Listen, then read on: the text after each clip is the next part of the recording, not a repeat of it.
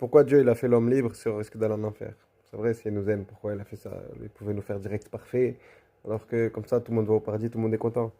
Eh bien, en fait, Dieu nous a fait à son image. C'est une question qu'on me pose souvent, c'est pour ça que je réponds.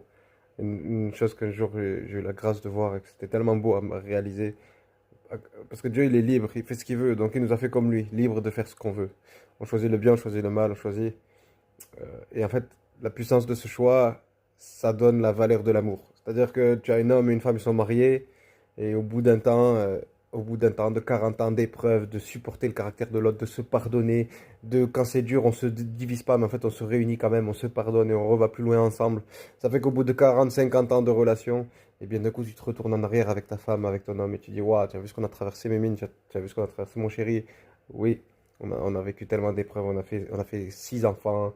Il y a eu tellement de petits-enfants. Regarde, on a tout traversé, notre foyer a tenu bon.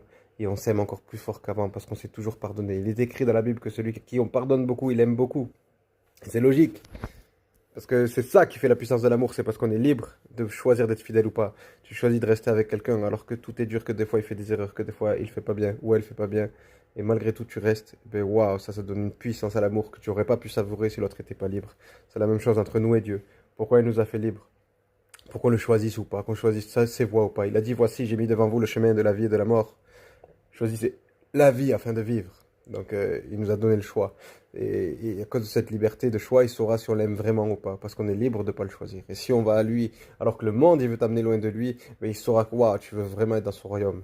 Tu veux vraiment être dans ses voies. Tu veux vraiment l'honorer et vivre dans sa paix et dans sa joie. Et donc, en fait, c'est simple. C'est pas lui qui nous condamne en enfer. C'est nous, on choisit où on va. Il nous a laissé libre de choisir.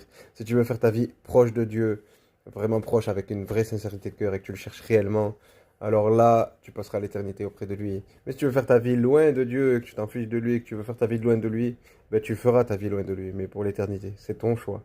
C'est toi qui dois choisir. Mais c'est ce qui fera la beauté de ton amour avec Dieu, c'est si tu vas le chercher pour de vrai, et lui va se laisser trouver par toi. Il a dit dans la Bible, si vous me cherchez de tout votre cœur, je me laisserai trouver par vous. Et il ne ment pas, il ne ment pas.